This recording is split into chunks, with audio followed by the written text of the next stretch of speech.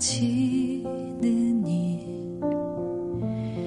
잔뜩 움츠린 어깨 위로 따스한 긍휼이 내리네.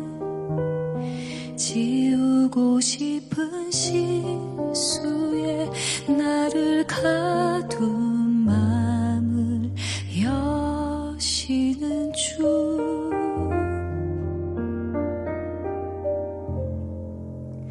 가만히 생각해보네. 주님 내게 행하신 일 그때는 몰랐었지만 지금 깨달아지는 일 상처투성이 내 마음에 뜨거운 눈물이 내리네. 멈추고 싶은 나의 삶 다시 살게 하는 그 사랑 셀 수도 없는 은혜로 내 어두운 삶을 늘 밝혀주셨지. 깨닫지 못한 순간에도 늘 반짝였던 나의 삶 밤하늘 가득 별들을 올려다보면은 느끼네. 시간이 흐르고 흘러 그 은혜를 알게 됐네. 내 삶 여전히 빛나는 것 내 안에 사는 빛 때문에 그 빛이 모든 어둠을 물리치기 때문에 그 빛이 모든 어둠을 물리치기 때문에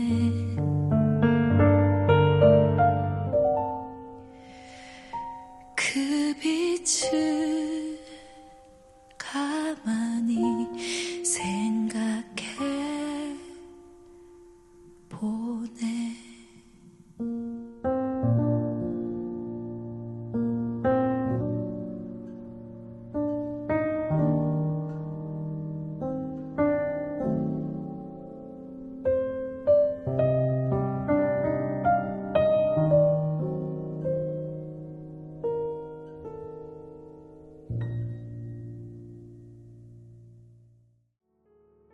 함께 묵상할 말씀은 사도행전 10장 1절에서 16절까지 말씀입니다.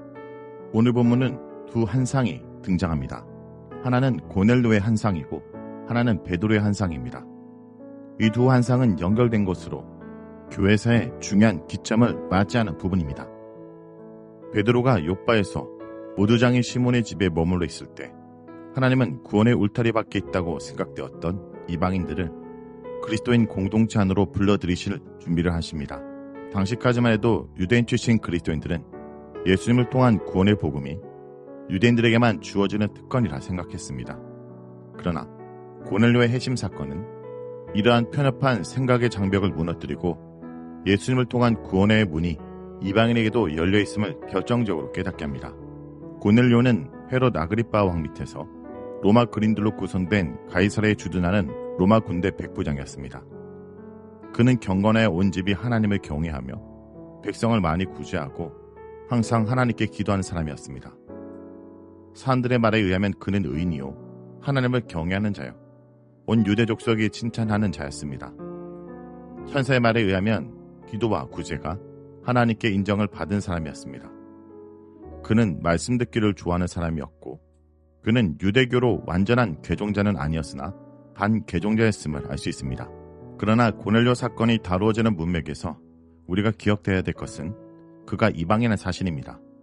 언뜻 보면 고넬료의 기도나 구제와 경건이 하나님께 인정을 받고 그것이 근거가 되어 고넬료가 복음의 은혜권 안에 들어온 것처럼 보일 수도 있습니다.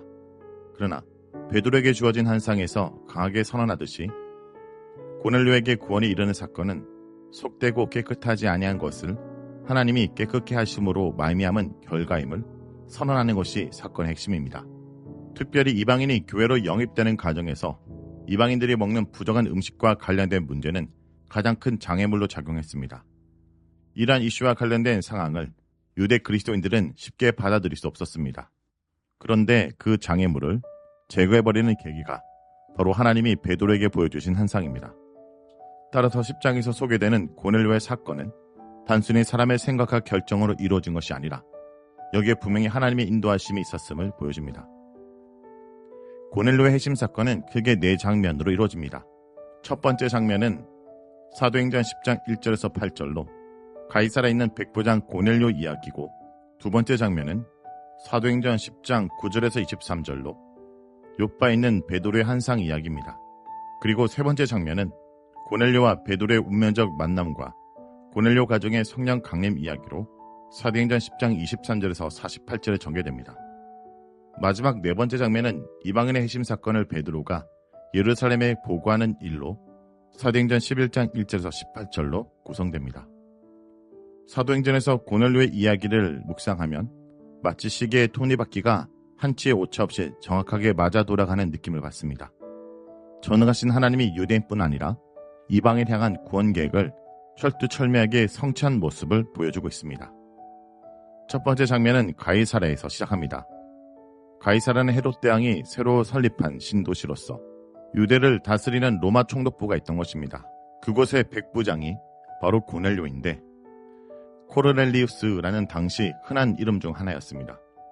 고넬료는 이방인이지만 하나님을 경외할 뿐 아니라 믿음과 삶이 일치하는 삶을 살았던 훌륭한 신앙이었습니다. 사도행전에서 이미 소개한 에디오피아 네시와 본달락의 고넬료는 모두 하나님을 경외하는 자였습니다. 또한 나중에 바울이 세운 교회의 이방인 신자 중에는 하나님을 경외하는 자였다가 회심한 경우가 많았습니다. 그는 제9시, 오늘날의 시간으로는 오후 3시에 예루살렘 성전에서 제사와 함께 백성이 기도하는 시간에 이를 따라 기도의 시간을 가졌습니다. 그때 고넬료는 한상을 보게 됩니다. 천사가 고넬료에게 지금 당장 욥바로 사람을 보내 베드로라는 시몬을 초청하라고 지시한 것입니다. 일면식이 없는 베드로라는 사람을 무작정 욥바에서 찾기란 쉽지 않았을 것입니다. 그래서 천사는 가이사 해변 모두장이 시몬의 집이라는 정보를 제공합니다. 하나님의 사자의 말을 들은 고넬료는 천사의 지시대로 곧바로 순종합니다. 결코 쉽지 않은 결정이었지만 고넬료는 하나님을 향한 믿음을 순종 행위로 보여주는 것입니다. 가이사라에서 욥바까지는 48km였습니다. 이곳에 부하 가운데 경건한 사람이라는 표현은 고넬료와 같이 좋은 신앙을 가진 수하 군인을 가리키고 그를 그곳으로 보냈다고 말합니다. 그리고 다음 장면은 베드로가 머물고 있는 욥바로 바뀝니다. 부정한 자로 낙인 찍혀있는 무드장이의 집에 유대인 사도 베드로가 여러 날을 머물고 있습니다. 고넬료가 보낸 사람들이 베드로가 묵고 있는 무드장의 집을 향해 오고 있을 때 베드로는 정오 기도를 위하여 무드장의 집 지붕으로 올라갔습니다. 유대인의 기도 간습과는 상관없는 시간이었지만 베드로는 이 시간에 기도하려고 다락으로 올라간 것입니다. 가장 더러운 곳으로 여겨지는 무드장의 집 가장 높은 곳에서 사도인 베드로는 가장 거룩한 기도 행위를 하려는 것입니다. 그리고 그곳에서 베드로는 비몽사몽간에 하나님의 계시 한상을 봅니다. 가장 부정하다고 여기는 곳에서 가장 거룩한 하나님의 계시가 주어지고 있는 아이러니가 등장합니다. 한상의 내용과 그에 대한 베드로의 반응을 밝혀지면서 이런 아이러니가 더 극에 이릅니다. 하늘이 열리며 각종 짐승을 담은 보자기 같은 그릇이 내려오는 한상이었습니다. 그리고 베드로에게 잡아먹으라는 소리가 들렸습니다. 베드로는 불쾌하고 단언 어투로 그 명령을 거부합니다. 그 이유는 그것들이 속되고 깨끗하지 못한 것들, 곧 부정한 것들이란 데 이유가 있었습니다.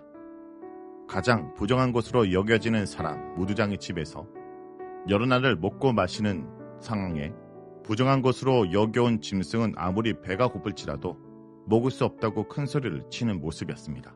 베드로가 본 환상과 잡아먹으라는 명령에 대한 베드로의 반응, 그리고 베드로 반응에 대한 하나님의 반응은 고넬료 사건을 이해하는 데 있어 중요한 역할을 합니다.